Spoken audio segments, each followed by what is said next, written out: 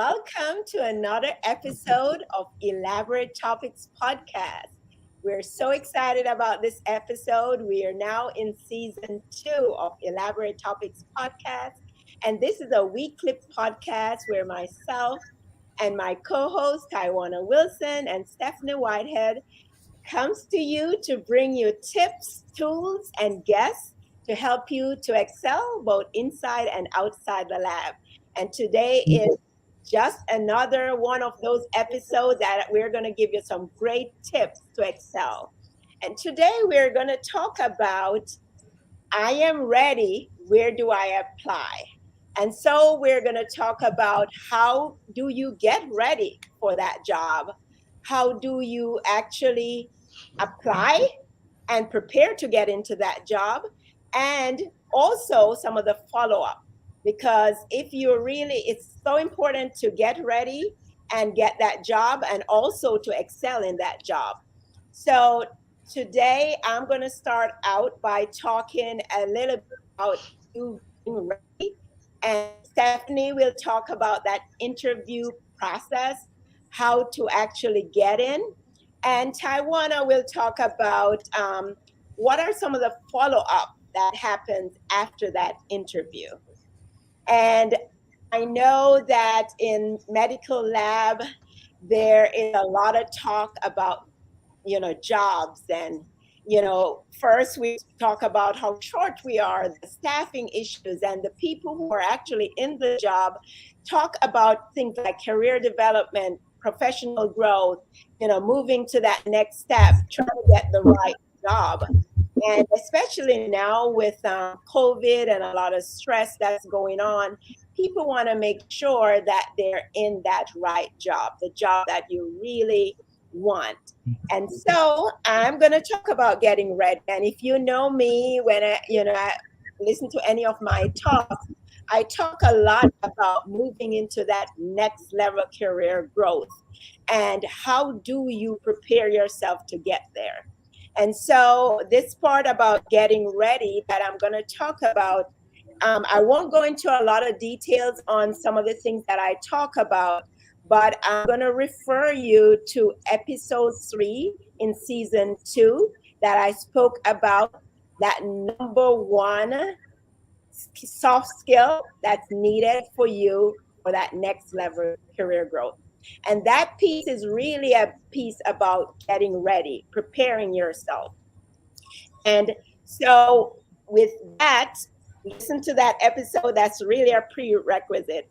And so I'm going to talk about different things that you can do when it comes to first, the right role.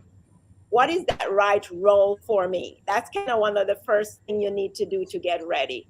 What's that right role? Where do you find that right role? What is that you need to get there? Who are either the people or whatever thing that you need to get there. So in terms of getting ready, I'm going to talk a little bit about what you can do when it comes to your finding that right role. And first, it's about what are some of the preparation skills. So some of the skills that you have, how the things that you do at work. What I would recommend is to keep a journal. So keep a journal so you can document a lot of those skills that you have. So you can write down some of the achievements that you have, some accomplishments that you have had. So just like document. And when you're documenting your accomplishments, make sure you're doing that in more of a quantifiable way. Not that, I was part of this or I participated in this. If there's anything that you led, like if you were asked to lead, say, a new instrument validation project, write it down. This is what I led, and how many instruments, quantify that, how many people that were part of the project, and what was the result. So you're documenting all those things, that your accomplishments in your journal, and what was the result. It resulted in improved turnaround time, and it probably saved X amount of money. So it's so important for you to keep a journal of all these things that you're doing in this getting ready process. And so if you're, write about maybe some of the vision that you have, objectives, what kind of job you're looking for. So when you finally know the role that you want, then you want to know, where do you want to apply? What type of job do you want to apply? What institution? Is it going to be academic? It's going to be a small lab? Is it going to be a community hospital? Is it going to be, so kind of make that decision about where you want to go, which lab you want, and that comes with a vision, having a clear vision, and journal on that. And then the last piece is, how am I going to get there? Who are the people that you want to connect with that's going to help you to get there? The right connections that you want to make, the networking opportunities. Maybe you want to go to conferences and meet people with those similar roles. You probably want to connect with a mentor that's going to help you to prepare yourself for role. Like, what are the things that you need for that role? So that's the piece about how you're going to get there. And some practical things that you can do when it comes to getting ready is to prepare like a resume. And so when you're preparing your resume, make sure that you have a clear objective for the job that you want. You don't want to just like, oh, I want to get a job as a medical lab scientist. You want to be very specific, because depending on your experience, you may have different specific objectives. Say you want to be looking for a quality director or administrative director. Make sure you're very specific about your objective. Another thing is that from your journal, make sure that you're documenting, when you're not just listing jobs that you've done, you're documenting them in terms of accomplishment. The same way we spoke about, this is what you did, and you're quantifying what you have led, the amount of people you have led, what it resulted in. Other things when it comes to your role, you want to say, if there was a problem that you solved, this is what happened, and this is what I did to solve the problem, and this was the result. So when you're writing your resume, make sure you're very specific. You're not just listing jobs that you work chronologically and year, but you're actually writing down accomplishments in those jobs. Another quick thing I want to jump on in terms of preparation is that cover letter. And a lot of people think that is not important. And of course, there are a lot of maybe hiring managers that may not look at that cover letter, but you never know the ones that will. So make sure you're putting together a cover letter. And so for the cover letter, when you're putting together a cover letter, you want to write on that cover letter, you want to kind of be specific. So with the cover letter, you want to make sure that you're addressing the name of the hiring manager. You don't want to have this cover letter that you cut and paste and send out to everyone. You want to make sure you know who is that hiring manager for that job, and you're addressing that hiring manager by name. Another thing that you should be doing when you're in the writing on the call, be specific about the position you're applying for. Just not, I want a position in your lab. Which position that's available and what position you're applying for. Another thing is, if there's somebody who connected you because you have done your work, you have done a lot of networking, mention the name of that person who connected you to the job. And then you can go into saying, why you think you'll be a good fit for that job. And you can do a bullet point on some qualifications and make sure those qualifications match some of the requirements that they have. And then basically end the letter with a call to action. Tell them you think you'll be a great fit, and you'll be following up within a few days or so. at least they know that you'll be following up. And basically, that's all that I can say in the time that we have when it comes to preparation. Preparation is so important for this job. And Stephanie's going to go into that interview process, after you are so ready for that job that you know that you deserve. Thank you, Lona. And Lona is so correct. You want to make sure that you prepare, that you have a vision, that you understand the position that you want. So many times, especially when you're looking for a job, maybe if you're not already in a current position or you're dissatisfied with your current position, you can just start applying everywhere. And without a vision, you just start, I just want to get out of here. I just want to get out of my current situation.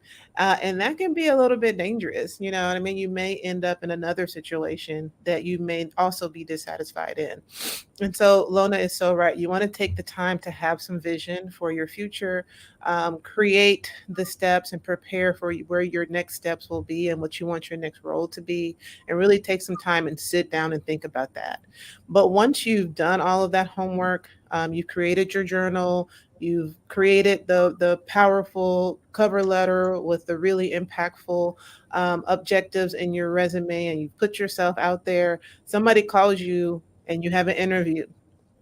Now what are the steps that I need to do to prepare to master this interview? Because the interview can be a very, anxiety invoking process if you don't prepare. So here's just a couple of tips to make sure that you're successful in your interview.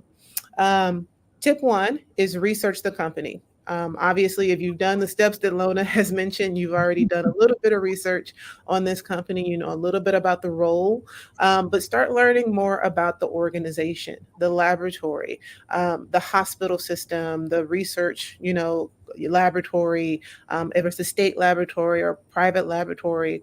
Start doing a little bit of research on that organization so you understand their mission, their goal, what are their ideas for growth. You can probably find this information most likely on their website or by browsing through some of their social media pages. And just like I said, try to understand the mission of the organization. So when you get into the interview, you can speak to how your background will help them fulfill some of the mission and the goals that they have coming. Obviously, the best pro tip is don't wait until the last minute to pick out your clothes, to make copies of your resume, to Google Map where you have to go. You want to make sure that you are doing things in with a timely manner and giving yourself time to park. I can speak for my own organization that we're doing a lot of construction here on site, and so it does take a while to park in the parking garage and actually take a shuttle or actually walk to where you need to go within the organization. And so make sure you're giving yourself time to do that.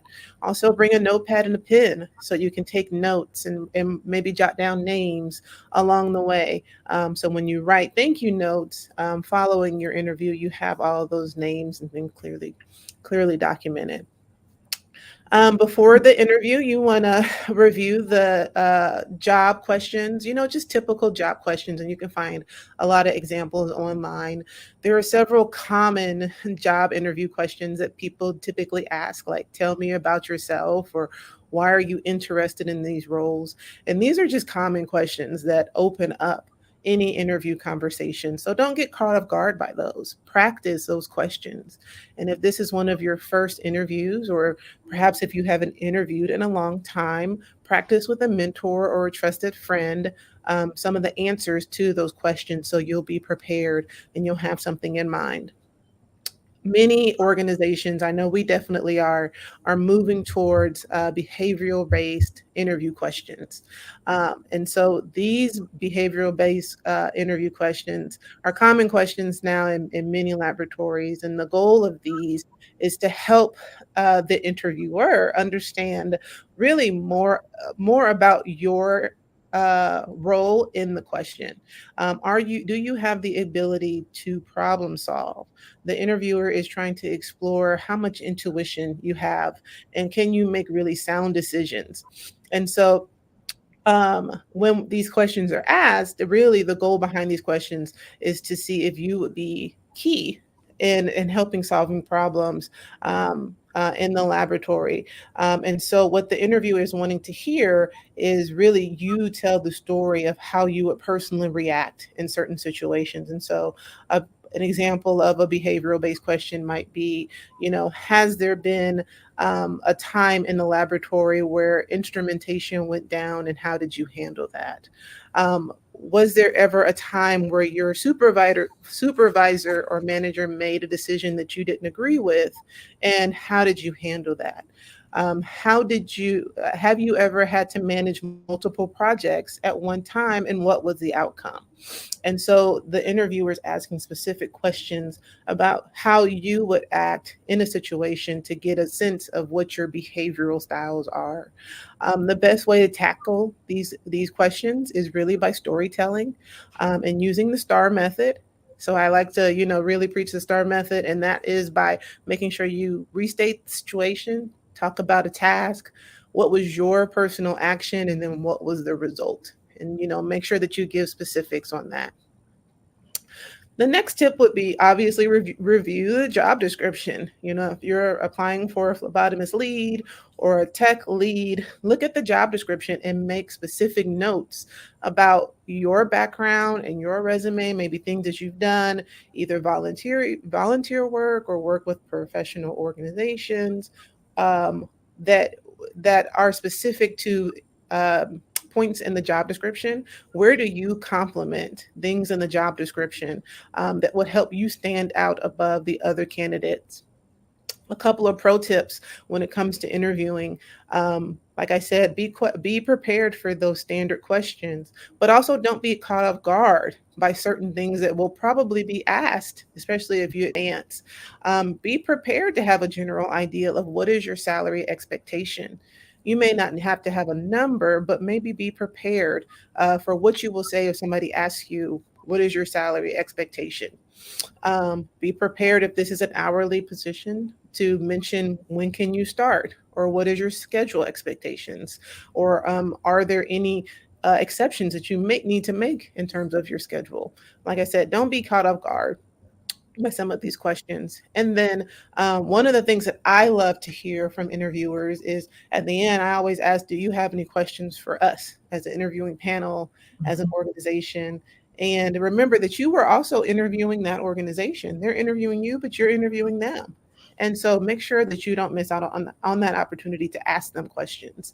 Sample questions might be, how do you handle a situation when you're short staffed? Do you call in contract workers, or do you rely on your staff to pick up extra shifts? Because that's something you need to know. What is it like in terms of a day to day? What are the day to day positions or roles, or what does it look like every day working in this position? Why do the technologists or the phlebotomist or the staff love working in this laboratory? Make them sell the position to you. Like I said, you're also interviewing for this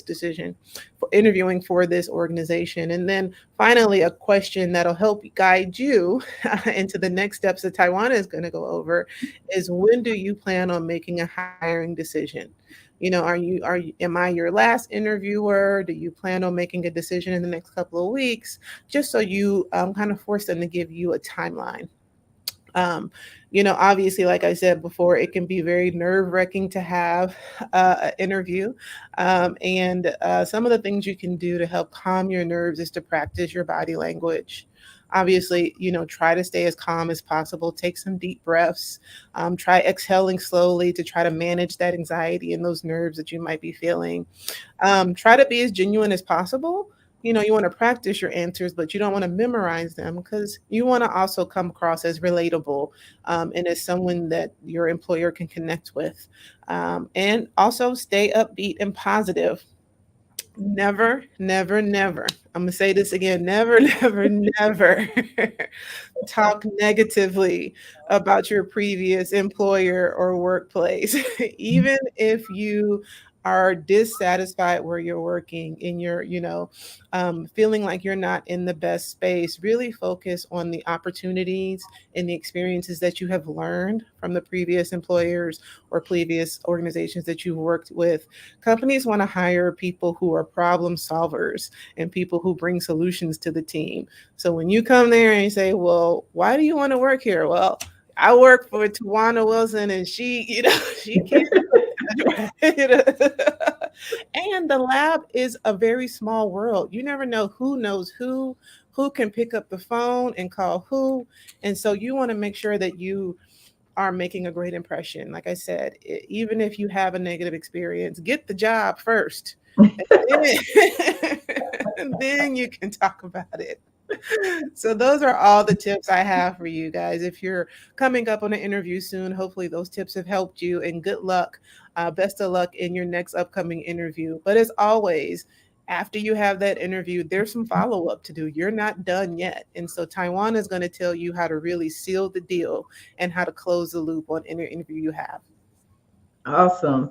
Well, you ladies did a great job of outlining this and laying it out what to do when applying for the job and getting ready for the interview. And viewers or listener audience out there, this is for internal or external opportunities. So sometimes we put in a lot of work and effort into those external roles. But then when it comes to the internal roles, those internal opportunities or promotions, we may not be as prepared. And so I want to make sure you're using these tips for those opportunities as well.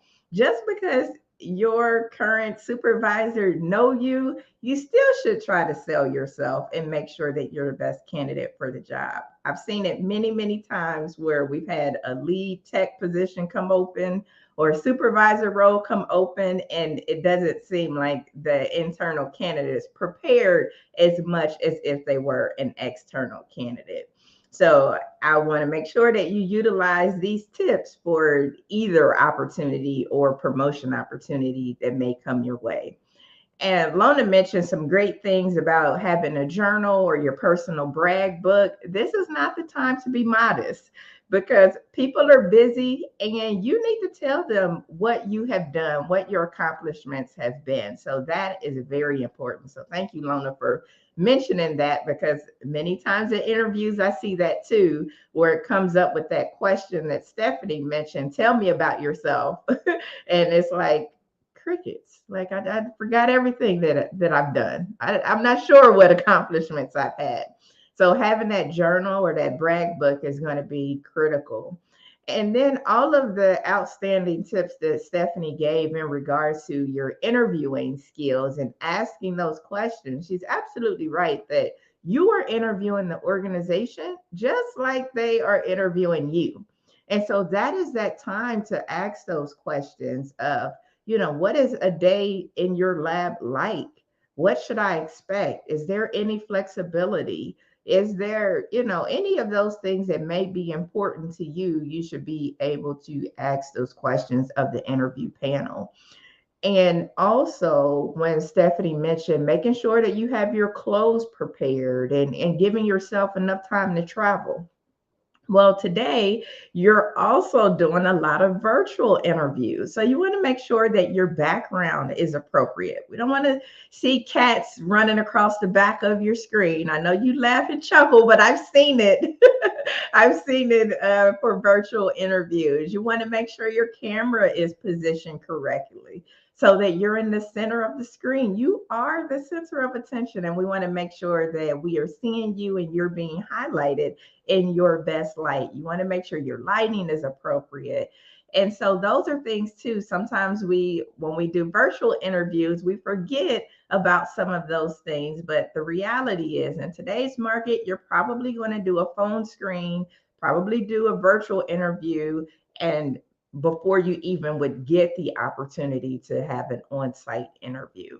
So those are some additional tips that I thought about as the ladies were talking in regards to getting ready for your interview and preparing for your interview.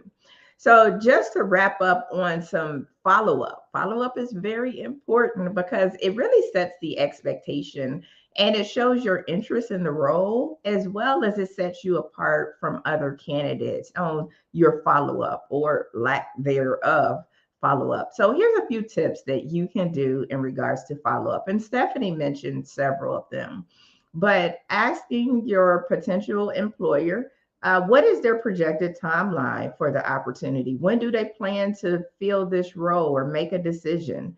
How many candidates are they interviewing? Do they have internal and external candidates that they're interviewing for the opportunity? These are all things that you are free to ask. They may or may not answer, but these are things that you may want to know. For example, if you're interviewing for a supervisory role and they had several internal candidates and you are the one selected for that opportunity and you're an external candidate, that's something to think about too, where those were people that did not get selected that you could now be managing or supervising. So it's important to understand exactly what you're going into as well. So asking for that projected timeline and some of those questions about candidates, not like, did James Smith apply for this role, but are there internal and external candidates, and how many people are they considering, or maybe how many people would be their final round selections, especially as you go into leadership or management opportunities. You want to send a thank you note.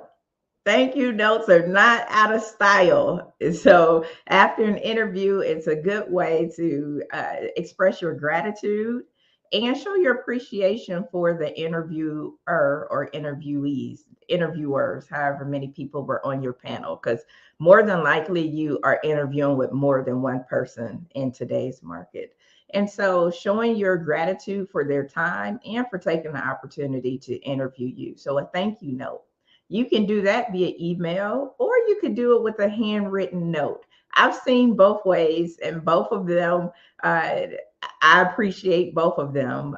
With the handwritten note, sometimes depending on how fast the employer is making a decision, your handwritten note may not get there for a couple of weeks, or may not get there for at least a week. So you can always send an email and then follow up with a handwritten note.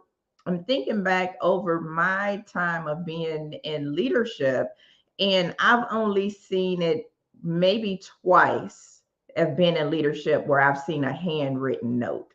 So think about it. That candidate definitely stood out, because I can tell you who that candidate was, and it stood out to this day of getting a handwritten note. But I have received several emails, and those are nice as well, just as nice. But I can tell you that I don't always get a handwritten note or an email. So that's a easy way to set yourself apart from the other candidates that you may be interviewing with. If you worked with a recruiter or a search firm or even the HR for that particular organization, make sure you follow back up with them as well. Sometimes there are, if you work with a search firm or outside recruiter, they typically want to know, how did your interview go? Were there any additional questions that you might have had for the prospective employer? They'll ask questions like that. You can also follow up with the internal recruiter to see if there's any additional things that are needed from you as well. So that's an opportunity for follow up.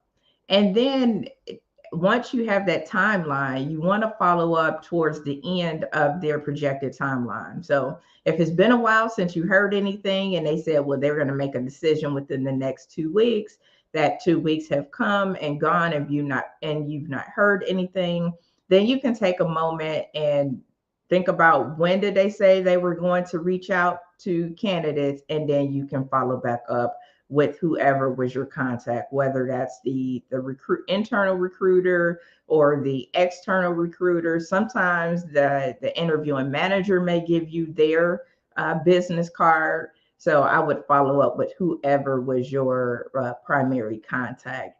So those are some of the things that I would say to really stand out and follow up after your interview or application process would be, sending that thank you note is going to be a really big deal, because so many people are not doing it today. So I would recommend that you do either of those things, but making sure that you stay on it.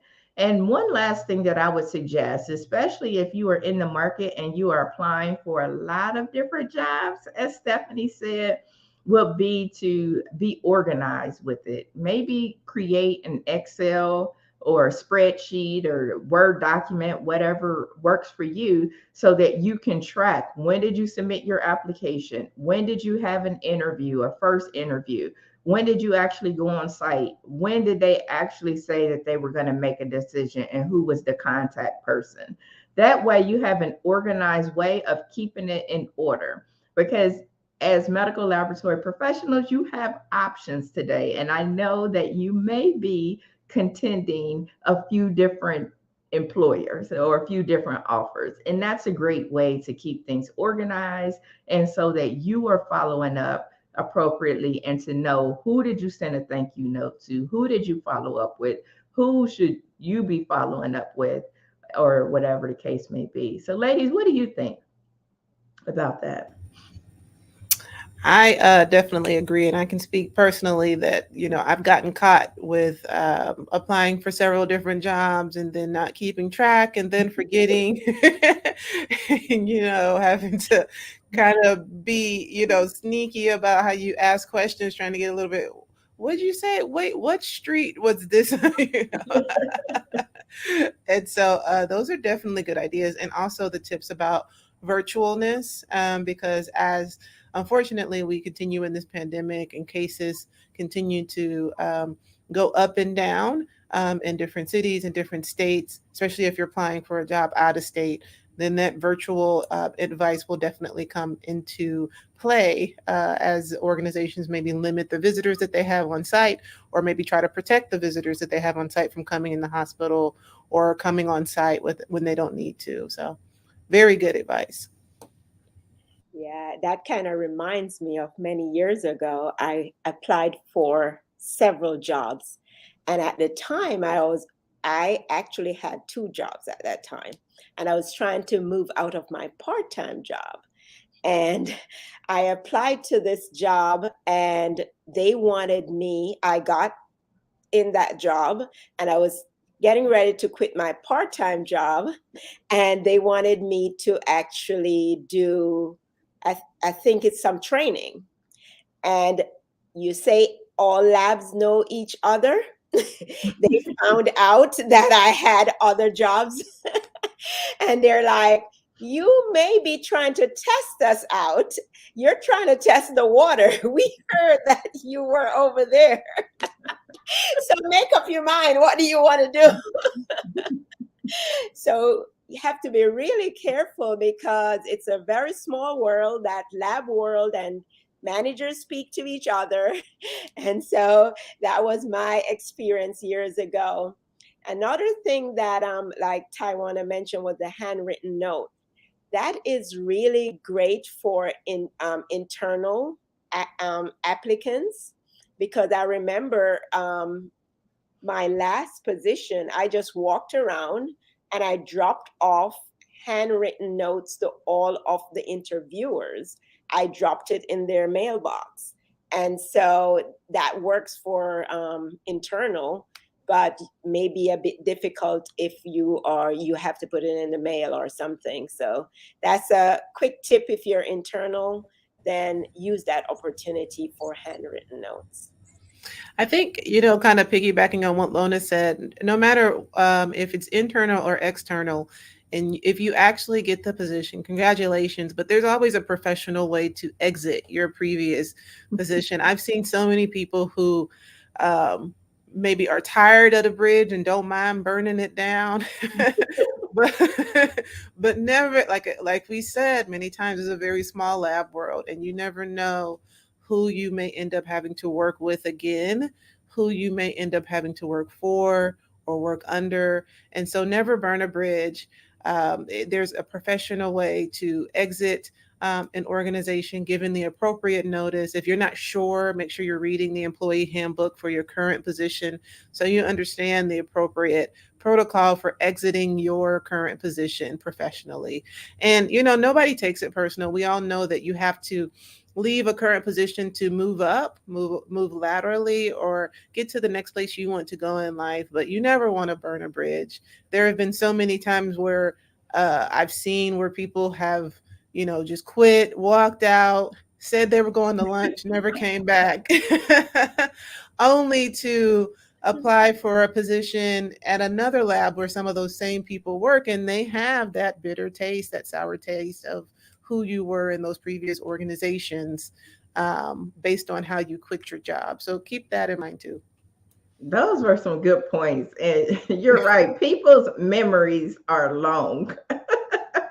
The people do not forget. So when Lona was talking, she talked about she was working numerous jobs. So that's a question that you want to ask. If you think you might be working 2 or 3 jobs for different employers, that's something you want to make sure that the company you're going to don't have a policy against that. Sometimes they don't want you to work for a competing organization. And so I know now people do work for multiple places. You may work full time at one lab and maybe work PRN for another lab. And that may or may not be okay. So that may be a question to ask during your interview. And it may or may not be okay, especially if you're in a management role. So I've seen that too, where sometimes people may be the supervisor or team lead, and they are that for one organization, and will maybe do PRN on the side for another organization. And sometimes that could be viewed as a conflict of interest. So definitely check that out. Things have definitely changed, in the past 5 years or so. So I would check that out. And Stephanie mentioned about making sure you leave on good terms. That is always a good thing. So making sure you put in a notice. I mean, a standard notice for a medical laboratory professional is probably 2 weeks. Again, check with your particular employer and see what their policy is. And typically in management, the standard is 4 week notice, but again, check with your employer. It could be shorter or longer. Now, I will tell you that your employer does not have to honor your notice. So you can submit your notice today, and that could be your last day. And that's okay, but at least you did put in your notice. Now, whether they honor it or not is totally on them. So just so that you're not caught off guard, because there are some employers like that, especially with the sensitivity of the work or the environment. Some government agencies, you put in your notice and you go in, especially if you're going to a competitor, that will be your last day. Not everywhere, but just so that you are aware that there are some organizations with those kind of policies. Never burn a bridge. Never know when you may have to cross it. Interestingly enough, I am at the place that I started off as a tech. I came back to that same employer, and I never thought I would cross that bridge again. And there it was, almost 10 years later, and some of the same people were still working there. So Right? you never want to cross a bridge, because you never want to burn a bridge, because you don't know when your path may take you across that bridge again. So that was excellent advice. You're right about that. I just wanted to put this in. That same employer that I was working part time, that somehow somehow it came out that I was there. They came to me to try to negotiate for me to come to the full time. So in order to get me back, they told the other person that I already worked for them part time, and they tried to see they could up my salary so I could stay with them full time instead of doing 2 part times. But I just didn't stay. But it's funny how you're saying that don't burn your bridges, because if you don't do a great job, or if you don't, if you're being petty and people find things like that out, they could sabotage it. They could say, okay, you're looking for another job then. But instead, they said, we want you full time. So that was positive for me in that situation. But it was an interesting one. I bet. Ladies, do you have any closing remarks? I know we could talk about this topic for a while, but unfortunately, our time on this topic is coming to a close. Any parting words for our listeners and viewers out there on I'm ready? Where do I apply? And even though our title said I'm ready, sometimes you're not ready, but you still need to apply, because maybe you are and you just don't think you are. I would just say good luck. Like Tywauna said, we have options now as medical laboratory professionals. And so don't undersell yourself. If you think that you can fit into a position and you feel like you have the qualifications, go for it. I mean, the most they can do is say no. And at the very least, you've gotten more practice on interviewing, applying, and advancing your resume and cleaning up your resume. And so look at every interview opportunity as an opportunity to practice, but never undersell yourself. You just don't know what people are looking for. And so if you see a position and you think you might qualify, go for it. All right. So for me, I would say that if you need help with that being ready, I talk about having that right role, being that right role. I'm getting ready to start a community of medical lab professionals who are looking for that next level career. And it's starting next week. So send me a message if you want to be part of that group. In that group, I prepare you to be ready to know the role that's right for you and Mhm. move into that next level career. Have that blueprint for that next level career so that you can give that impact and satisfaction that you need in a job. So just send me a message if you need that. Awesome. So make sure you reach out to Lona if that's something that you want to take advantage of.